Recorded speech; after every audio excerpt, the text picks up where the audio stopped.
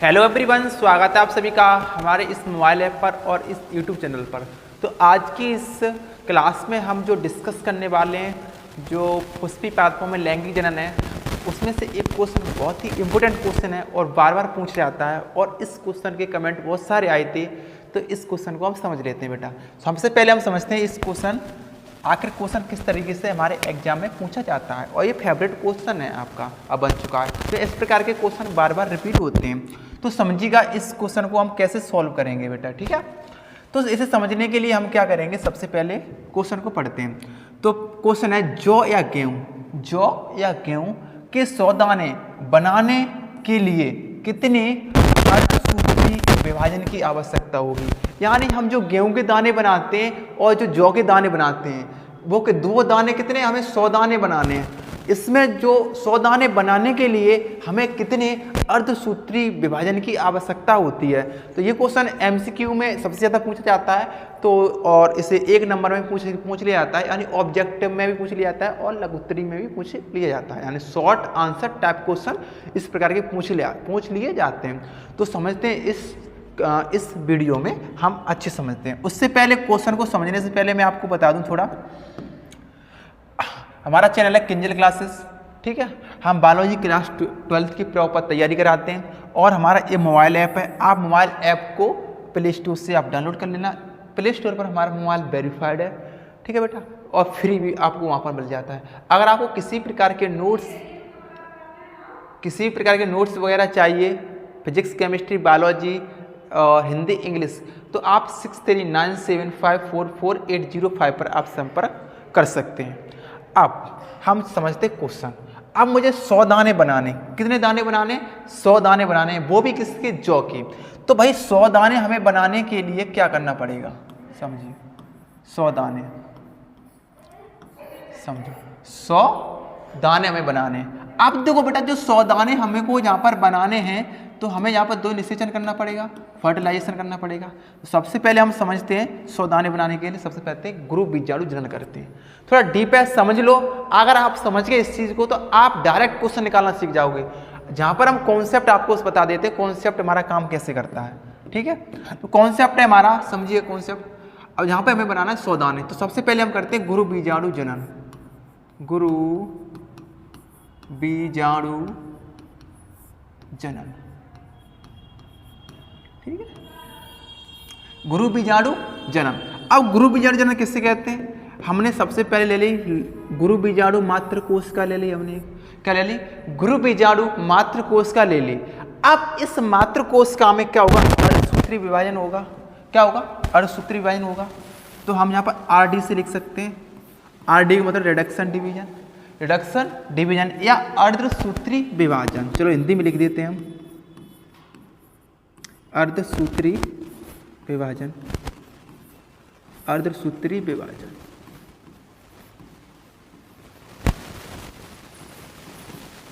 अर्धसूत्री विभाजन, ठीक है। अब इससे क्या होगा, हमें 1 से 4 क्या मिलेंगे, गुरु बीजाणु मिलेंगे, 1 से 4 मिलेंगे। कितने मिलेंगे, 1 से 4 मिलेंगे, ठीक है। समझो 1 2 3 4, कितने मिलेंगे, 4 मिलेंगे, ठीक है। अब इसमें से क्या होगा बेटा जी, इसमें जो 3 हैंगी, 3 कोशिकाएं डिजनरेट हो जाएंगी। कैसे हो जाएंगी, डिजनरेट, यानी निष्क्रिय हो जाएंगी, यानी ये खत्म हो जाएंगी। 3 कैसी हो गई, ये खत्म हो गई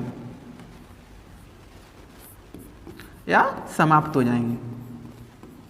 कैसे हो जाएंगी, समाप्त हो जाती हैं। अब इसमें से जो एक कोशिका बचती है, ये वाली कोशिका, और ये कोशिका क्या करेगी, अपना आकार को बड़ा करेगी। क्या करेगी, आकार को बड़ा करेगी। तो इसका हम आकार बड़ा कर देते हैं। अब ये कोशिका हम यहाँ पर ले लेते हैं। इस कोशिका ने क्या कर दिया, आकार बड़ा कर लिया। क्या कर लिया, आकार बड़ा कर लिया। अब ये कोशिका आपको पता है 1 से 2 न्यूक्लियाई में टूटेगी। चलो मैं करा ही देता हूँ इसे। अब 1 से ये 2 केंद्रक बनेंगे, 2 से 4 बनेंगे, 4 से 8 बनेंगे। कितने बनेंगे, 8 केंद्रक बनेंगे, और 4 ऊपर 4 नीचे जाएंगे। तो इस प्रकार से एक हमारा भ्रूण कोश का निर्माण हो जाता है। तो हम भ्रूण कोश का यहाँ पर निर्माण कर लेते हैं।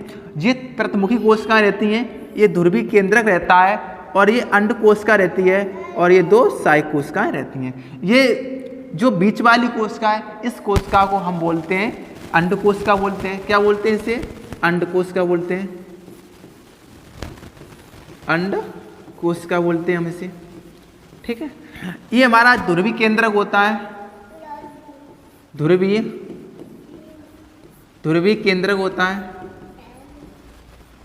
ध्रुवीय केंद्रक होता है। ये हमारी प्रथमुखी कोशिकाएं होती हैं, प्रथमुखी कोशिकाएं होती हैं। ठीक है, ये कौन सी? प्रथमुखी कोशिकाएं, यानी एक भ्रूण कोश का निर्माण ये कर लेती हैं। अब ये निषेचन करने के लिए तैयार है भ्रूण कोश, और आगे चल के ये बीजांड के अंदर होता है। तो हमें भ्रूण कोश हमने यहाँ पर बना लिया, भ्रूण कोश। क्या बना लिया? भ्रूण कोश। भ्रूण कोश का क्या कर लिया हमने? निर्माण कर लिया। अब इसके बाद क्या होगा? हमने गुरु बीजाणु से भ्रूण कोश का निर्माण कर लिया, यानी हमें यहाँ पर जो विभाजन करने पड़ेंगे वो कितने करने पड़ेंगे, ये चीज़ समझो। जहाँ से हमें 100 दाने प्राप्त करने के लिए हमें यहाँ पूरे कितने करने पड़ेंगे? 100 के 100। 100 दाने कितने प्राप्त करने? 100। तो जहाँ पर हमें कितने करने पड़ेंगे? 100। वो कैसे करेंगे उसके लिए मैं आपको अभी बताता हूँ। ठीक है, 1 मिनट रुको, आप कॉन्सेप्ट समझ लो एक बार। कॉन्सेप्ट समझ गए तो फिर आप कर लिया करोगे।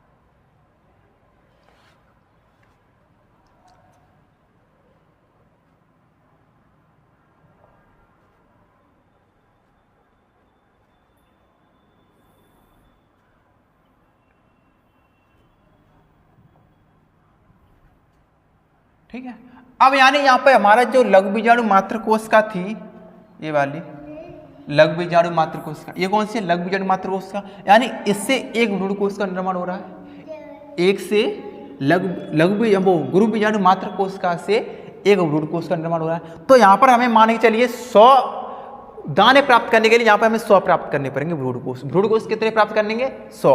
अगर विभाजन कितने करने? 100, क्योंकि 3 यहाँ पर ये हमारी नष्ट हो रही हैं। तो यहाँ पर हमारे मान के चलिए यहाँ पर हमको करने पड़ेंगे कितने बेटा? यहाँ पर करने पड़ेंगे हमें 100 अर्धसूत्री विभाजन। कितने करने पड़ेंगे? 100। कितने करने पड़ेंगे? 100। अब देखिए इसी प्रकार से हम करते हैं एक लघु बीजाणु जनन। समझो क्या करना है? लघु बीजाणु जनन। इतनी डिटेल में आपको किसी ने नहीं बताया होगा। ठीक है, यहाँ करेंगे लघु बीजाणु जनन, लघु बीजाणु जनन। क्या करना है? लघु बीजाणु जनन आपको करना है। अब देखो जो लघु बीजाणु जनन आपको करना है, तो अब यहाँ पर एक लघु बीजाणु मात्र कोशिका है, लघु बीजाणु मात्र कोशिका है। अब इस कोशिका में अर्धसूत्री विभाजन होगा। क्या होगा? अर्धसूत्री जब विभाजन होगा यहाँ पर, अब ये एक कोशिका से कितनी बनाएगी? 4 कोशिका बनाएगी। 4 लघु बीजाणुओं का क्या करेंगी? ये निर्माण करेंगी। क्या करेंगी? 4 लघु बीजाणुओं का क्या करेगी? निर्माण करेंगी। ये कौन है? लघु बीजाणु। कौन है ये? लघु बीजाणु। ये कौन है? लघु बीजाणु मात्र कोशिका, लघु बीजाणु मात्र कोशिका।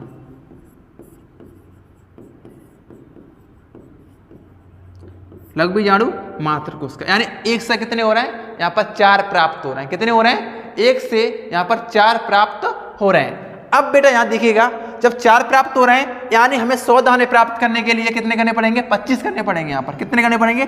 25 चौका 100। अगर हमारे 25 हमने अर्धसूत्री विभाजन कर ले तो यहाँ पर 100 दाने प्राप्त हो जाएंगे। तो दाने यहाँ पर कितने करने? हमें 25 विभाजन करने। कितने करने?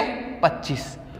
अब ये 25 करने और ये 100 दोनों जोड़ दो। अब दोनों जब गुरु बीजाणु मात्र, जो गुरु बीजाणु और गुरु बीजाणु से प्राप्त भ्रूण कोश और लघु बीजाणु से प्राप्त लघु बीजाणु जनन से प्राप्त लघु बीजाणु जब आपस में निषेचन करते हैं तो एक हमारी सीड्स का निर्माण होता है। जब ये डबल फर्टिलाइजेशन होगा उसके बाद, तो अब टोटल कितने करने पड़ेंगे? विभाजन की बात करें 100 दाने प्राप्त करने के लिए हमें 25 करने पड़ेंगे लघु बीजाणु में। समझो 25 लघु बीजाणु में और 100 करने पड़ेंगे हमें गुरु बीजाणु में। अगर आपसे पूछे कि अगर ग्रुप बीजाणु में कितने करने पड़ेंगे तो आपको 100 करने पड़ेंगे, और आपको लघु बीजाणु पूछे तो आपको 25 करने पड़ेंगे। तो इस प्रकार से हमें टोटल कितने दाने प्राप्त करने पड़ेंगे, वो विभाजन टोटल करने पड़ेंगे 100 और 25 यानी 125 टोटल कितने करने पड़ेंगे 125। जहां तक सभी बच्चों क्लियर है, कितने करने 125 करने। मैं आपसे उम्मीद करूंगा आप सभी लोग समझ पा रहे होंगे इस क्वेश्चन को।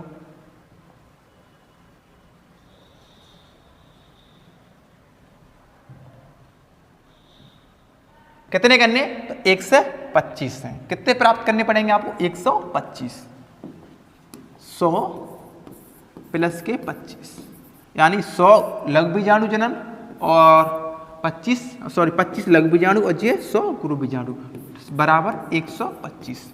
अगर जिन बच्चों के पास अभी नोट्स नहीं है, टेस्ट सीरीज नहीं है, तो मेरे ऐप पर डाल रखी है, आप ऐप को डाउनलोड कर लीजिएगा प्ले स्टोर से, और आप प्ले स्टोर पर डाउनलोड करके आसानी से नोट्स प्राप्त कर सकते हो। हमारी वहाँ पर डेली क्लास चलती है, तो आप वहाँ क्लास में ज्वाइन कर सकते हो मात्र अफोर्डेबल प्राइस में।